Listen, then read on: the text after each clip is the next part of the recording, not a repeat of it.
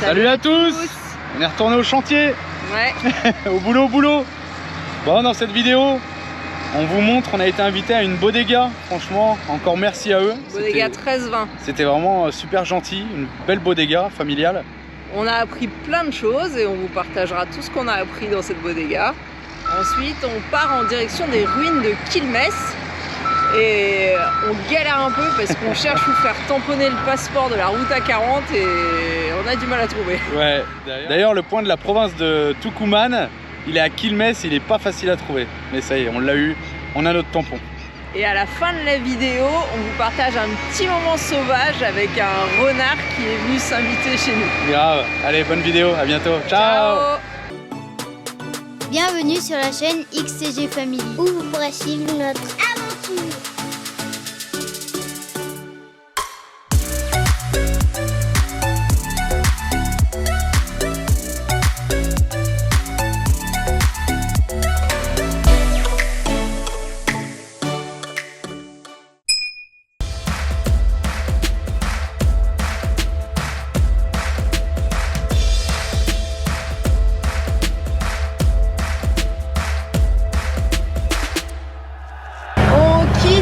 Cafayate, direction Quilmes, Tucumán. Et on a été invité à une bodega, donc on va vous emmener avec nous. On a été invité pour le repas de midi, donc on y va, mais comme d'habitude on est en retard parce qu'on a encore rencontré des Français qui voyagent en Defender, donc salut à eux, et puis bah on est parti.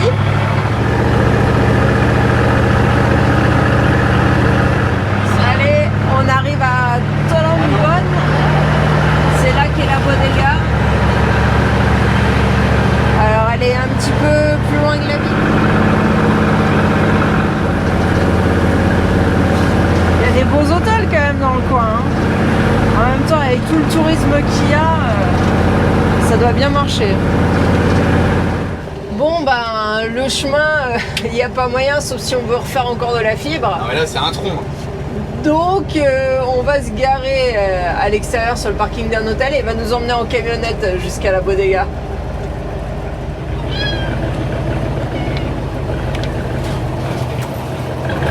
Va vers toi.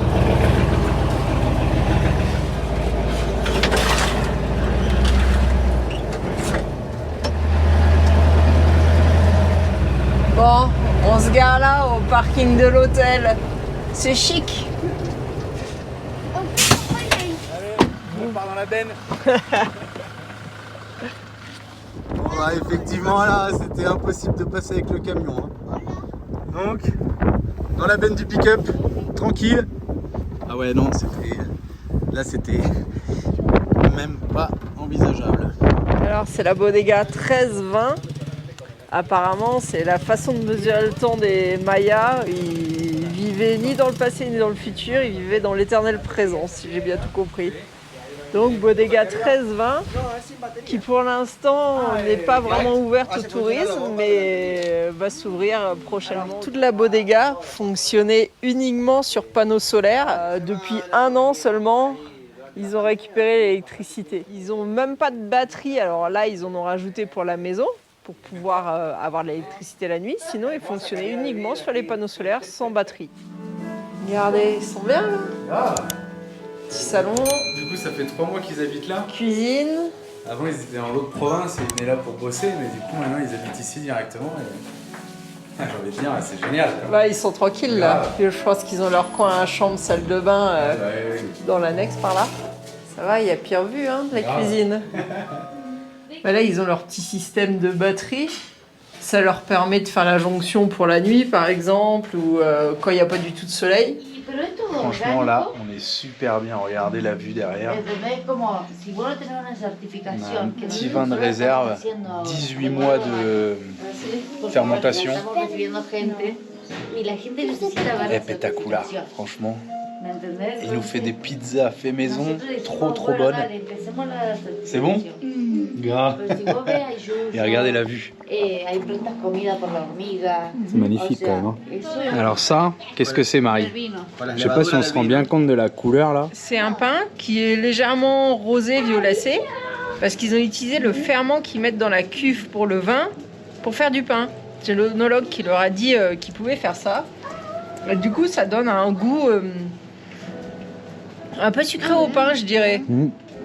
Et la pâte a été toute violette quand elle a ouvert, elle a Ouais, c'est écarté. ça. La pâte, il la laisse gonfler au frigo. Et elle a une couleur rose violacée. Ah, bah, et c'était du joli. coup, ça donne un pain aussi qui est légèrement violacé. Allez, regardez, on se boit un autre petit vin là, face aux vignes. Franchement, c'est super chouette. On a mangé des super pizzas qu'il a fait lui-même, du fromage blanc qu'ils ont fait eux-mêmes, du vin qu'ils font eux-mêmes, forcément. Un truc de fou Il va encore. nous faire voir un peu la bodega, le process.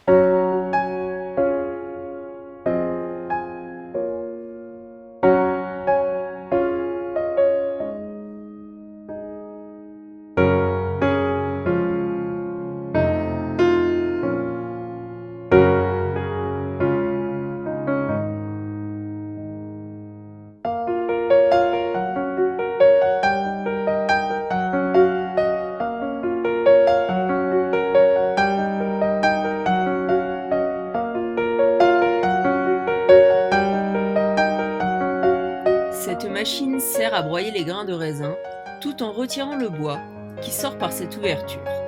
Tandis que le raisin broyé part dans un tuyau et est pompé pour rejoindre les cuves de fermentation en inox. Entre 24 et 36 heures après la mise en cuve, l'œnologue rajoute la levure pour que commence le processus de fermentation. 1 ou 2 jours après l'ajout du ferment, le liquide commence à être alcoolisé. Des copeaux de bois peuvent également être rajoutés pour donner du corps au vin dans les cas où il ne passe pas en tonneau. Les cuves sont maintenues à une température constante entre 20 et 25 degrés par des ceintures de réfrigération. Le mélange jus, peau et pépins est passé à 3 reprises dans un bac de filtration, puis retourne dans les cuves de stockage. Le vin est obtenu au bout de 2 semaines, puis conservé plusieurs mois en cuve ou en tonneau avant d'être mis en bouteille.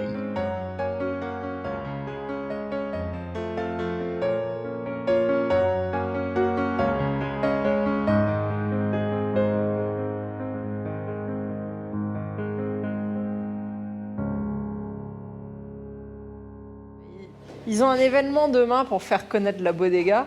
Et du coup, ils se sont dépêchés parce que hier, le réservoir était plein de vin. Le vin qu'on a bu à table était resté 18 mois dans les barriques là. Parce qu'à cause de la quarantaine, ils avaient plus de bouteilles, ils n'avaient pas pu le mettre en bouteille. Et du coup, normalement, il est censé rester 16 mois, mais il était resté 18 mois. Là, c'est 7000 bouteilles de vin pleines. Et il n'y a plus qu'à mettre toutes les étiquettes en fait. Goûter le vin directement du fût. Mucha madera todavía. Ils rajoutent à la fin un petit peu de Malbec frais à ça pour diminuer le goût du bois en fait, pour que ça soit moins... Ouais, c'est ça. Alors pourquoi ils mouillent les barriques? Simplement parce que sinon quand elles sèchent, elles absorbent le vin. Et du coup, ça peut vraiment diminuer la quantité de vin qu'il y a dans les barriques. Alors régulièrement, ils doivent mouiller les barriques pour qu'elles absorbent l'eau et pas le vin. C'est rigolo, j'avais jamais entendu parler de ça. Là, il y a de la barrique qui vient des États-Unis. Et là, on a de la barrique française, Ambrosia. Je pense que c'est Amboise. Je ne sais pas. Dites-nous si vous savez, en commentaire. Ça, c'est ce qui ressort en fait quand ils séparent le liquide. Eh ben, il reste la peau et les pépins. Et à votre avis, à quoi ça sert de mettre ça dans le champ? C'est les chevaux qui viennent manger ça. Sauf qu'il y a un certain degré d'alcool là-dedans, donc les chevaux, ils sont à moitié bourrés après. Mais ça se fait beaucoup de donner les restes à boire aux chevaux. Alors on a vu dans une autre bodega qu'ils utilisaient ces restes-là aussi pour faire de l'alcool fort, plutôt un apéritif, en rajoutant, je pense, après de l'alcool directement avec. Mais bon, c'est rigolo. Et là, ils vont voir, il y a une dame qui pourrait être intéressée pour récupérer ça, pour faire de la farine de vin. Je ne sais pas du tout comment ça se fait. Hein. Mais on peut faire plein de choses en fait pour pas qu'il y ait trop de pertes sur le produit. Regardez cette barrique-là. Elle vient de France. Et ils en ont fait une jolie table. Hein. Donc là, la vigne, elle est à 1650 mètres d'altitude. Et il nous expliquait qu'avec tous les panneaux solaires là, c'est rigolo parce qu'il n'a pas de batterie. Il alimente en direct parce qu'ils arrosent que le jour. Et du coup, c'est en direct des panneaux solaires. Bon, il y a un régulateur. Hein.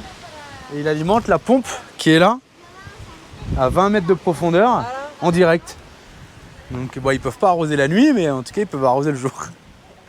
Parce que sinon, il pleut pas vraiment ici. Donc c'est tout avec de l'eau souterraine quasi. Ici, c'est un petit vignoble. Et la plantation a été faite en 2014 apparemment. Vous allez récolter le raisin? Vous allez faire les vendanges? On va manger un peu. Ah là, lui il pense qu'à manger. Laisse-les là, Alex, personne. t'as une de ces touches mon gars? T'es beau avec tes chaussures là. T'es beau. C'est pas pour nous. Quand la vigne est plantée, il lui faut à peu près 2 ans pour donner des raisins.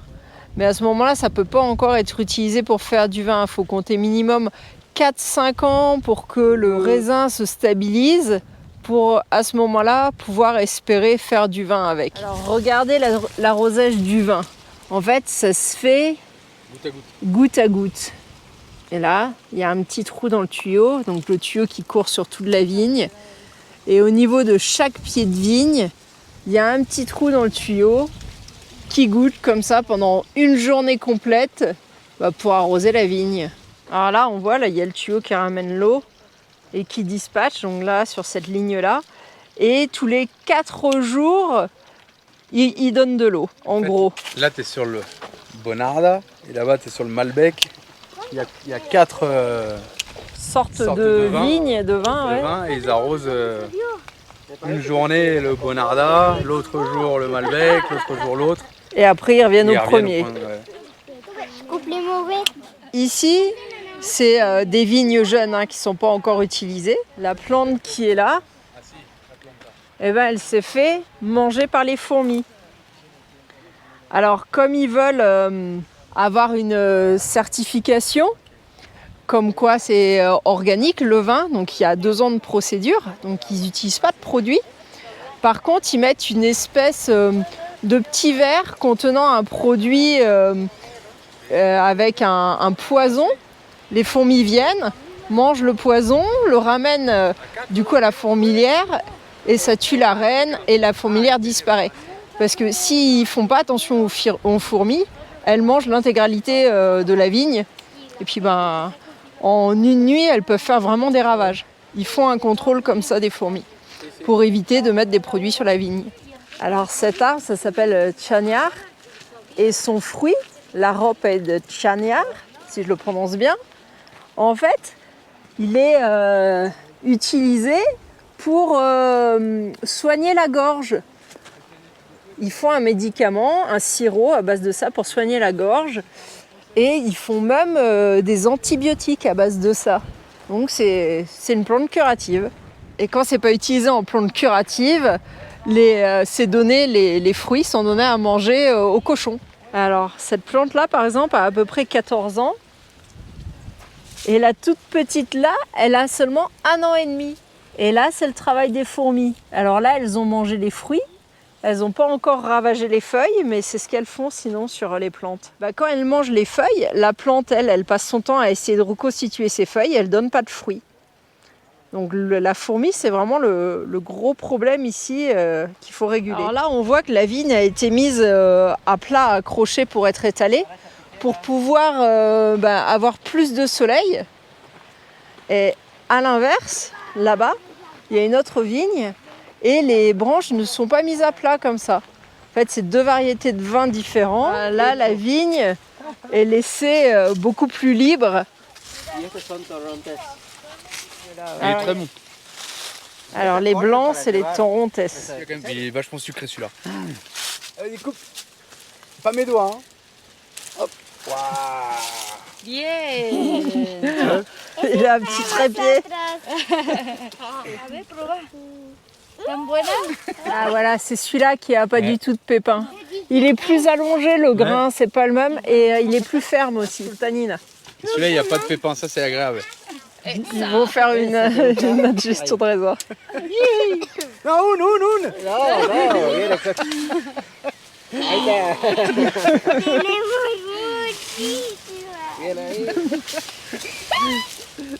Sur les plants qui sont comme ça, là, en ligne, en mai, il laisse uniquement en fait le pied de la vigne avec les deux bras, puisque ça fait une sorte de T. Et il coupe toutes les branches en fait, les branches avec les feuilles, pour que la vigne puisse passer un bon hiver, parce qu'il y a un peu de gel et tout ça, donc la plante elle se protège à l'intérieur. Et en septembre, toutes ces branches elles commencent à repousser avec les feuilles. Il y a les premiers grains de raisin qui arrivent en octobre, alors ils ne sont pas consommables à ce moment-là. Et globalement en janvier, ça commence à être du raisin consommable. Et à partir de la mi-février, la plupart du temps, ils commencent à faire les vendanges. Ils terminent ça donc sur la mi-mars. Et fin mars, c'est les vendanges tardives pour faire du vin avec un goût plus fruité, un goût plus doux aussi. Donc ça, c'est les vendanges tardives. Ici, comme je le disais tout à l'heure, le plus gros problème, c'est les fourmis. Le second problème, c'est les cuisses. Alors les cuisses, c'est des espèces de cochons d'Inde. C'est tout mignon. Le problème, c'est que ça fait des terriers et que ça mange les racines et du coup, ça tue la vigne. Et il y a un autre problème, ils appellent ça la peste. Alors c'est une espèce de maladie qui vient faire des trous, jaunir les feuilles et tuer la plante. Mais dans la région ici, c'est très contrôlé et ils n'ont pas de problème avec ça. Alors comme ici, dans la région, c'est le Malbec qui est le vin le plus recherché. Ils envisagent de faire une greffe sur toutes les plantes qui sont là pour que elles deviennent toutes des Malbec. Comme ça, ils répondront mieux à la demande du marché. Alors ce petit truc en fait, c'est un contrôle pour ce qu'ils ont appelé la peste de la plante, qui en fait est transportée par les petites bestioles. Donc là, il y a une espèce de produit qui attire les petites bêtes qui viennent se coller dessus. Et puis ils viennent à peu près tous les 3-4 mois et ils changent ça. Ils font une analyse de la bande collante là, pour voir si les petites bêtes, elles tiennent pas la peste, la maladie du raisin. Si jamais c'est le cas, alors c'est jamais arrivé ici, eh bien là, il n'y a pas le choix. Faut traiter la vigne, il faut même traiter les arbres tout autour, quoi, parce que avec le vent, ça s'est répandu tout autour, chez les voisins, et c'est toute la vigne du coin qui peut être affectée par ça. Alors là, c'est les deux vins qu'on a essayés. Là, on a un 100% Malbec. Et là, c'est un Malbec Cabernet Sauvignon Bonarda. C'est un mélange de 3 types de vins. En bon touriste, on part avec des choses. On s'est acheté 2 litres de yaourt et 2 bouteilles de vin. Et on part avec plein de raisins. Les enfants, ils étaient trop contents de couper le raisin. C'était trop bien ? Oui, oui. Bon, ils nous ont ramenés jusqu'au parking, on vient de récupérer le camion, ils sont super sympas et j'espère que leur bodega elle va se développer parce que c'est super intéressant, c'est une petite bodega familiale et peut-être que ça leur donnera des idées pour faire des visites aux touristes avec dégustation et surtout avec participation, par exemple pour récolter la vigne et tout ça, ça pourrait être sympa. En tous les cas, voilà, c'était vraiment une bonne journée, tout le monde a profité, les enfants étaient super contents de pouvoir cueillir le raisin, parce qu'ils voulaient faire ça depuis longtemps, sauf que tu peux pas faire ça dans les bodegas en fait. Donc voilà, c'était une bonne après-midi, et là on part en direction des ruines de Quilmes. Aïe, on vient de changer de province, on est maintenant dans la province de Tucumán.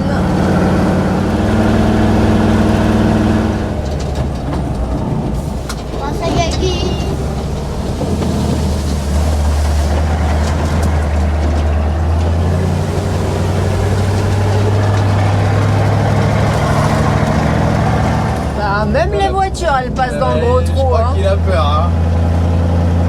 Ça freine. Il est passé.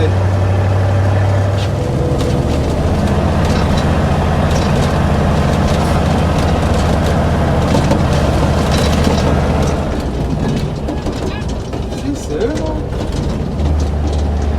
Non, c'est pas eux. Encore des voyageurs, il y en a beaucoup en Argentine.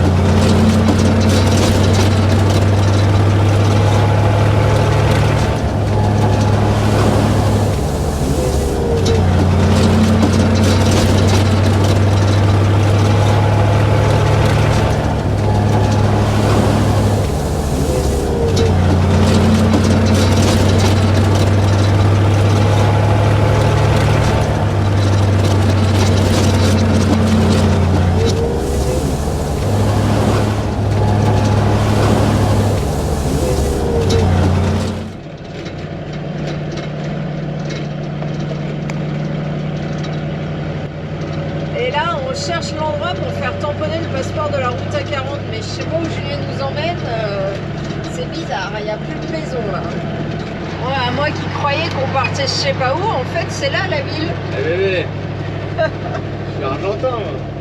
On a l'impression ouais, qu'on part dans un chemin qui mène nulle part, mais ça mène au centre de la ville en fait. Voilà la ville de Quilmes. Toute petite. Bien cachée.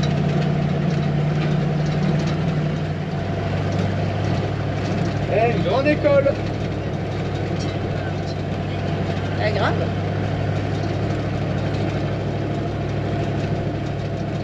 Je me demande si c'est pas ça là qu'on fait tamponner ici là. On va aller voir. Parce que là, on avait... On va demi-tour, hein. Le point Camille Julien c'était pas le bon, donc on cherche, on cherche.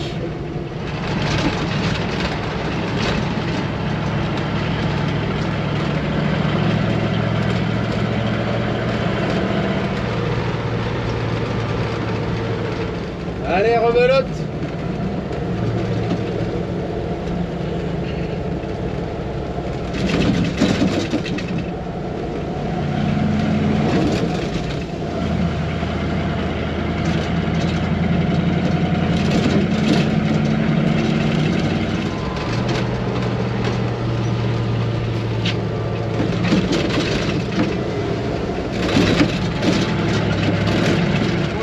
On a fait je sais pas combien de kilomètres avant de revenir là parce que Julien a dit ouais c'était touristique, c'est peut-être là et je crois qu'il a raison en fait parce qu'il y avait marqué Corral de Piedra et je viens de voir un panneau Corral de Piedra. Oui, des vrais. C'est là, on a gagné. C'est la chasse au trésor. Faut le savoir quand même, hein. Putain. Vous avez trouvé un petit lama? Ouais. Bon bah du coup, c'est sur le bord de la route 40, c'est un truc de tourisme, un restaurant et c'est là où ils font le tampon de la route 40. Ah, les machines à tresser, regardez. Ça, on l'avait vu au Maroc. D'ailleurs, Marie, tu avais utilisé cette machine-là au Maroc. Ouais, j'avais testé. Bon bah montre-nous maintenant. Je sais plus. C'était sympa cette expérience aussi là. Regardez le cactus, ça c'est le bois du cactus. C'est super épais. Et c'est dur hein. Et là derrière le beau cactus vert, il y a ça à l'intérieur. On croirait pas hein. On pourrait croire que c'est vide. Ça y est, Tucumán, c'est fait. Un pour nous et un pour le picado. Bon ça y est, on vient de faire tamponner les deux passeports, on repart. On va à la ruine de Quilmes. Et on vient de rencontrer un couple de Cordoba encore. Le mec il tient un Lubricentro. C'est un marchand d'huile, de filtres, voitures, camions. Donc bah, quand on retourne sur Cordoba, on est invité à manger un chivito. Donc bah, voilà, encore Cordoba quoi. C'est un signe ça, c'est un signe.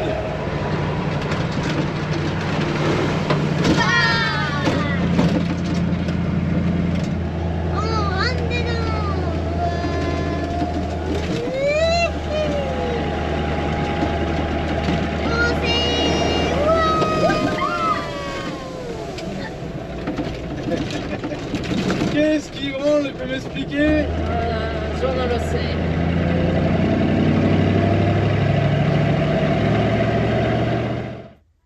Je suis en train de monter une vidéo.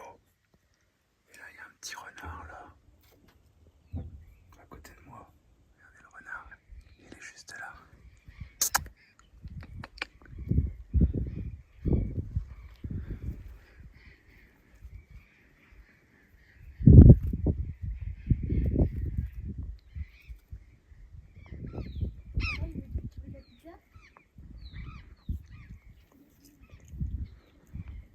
Trop mignon.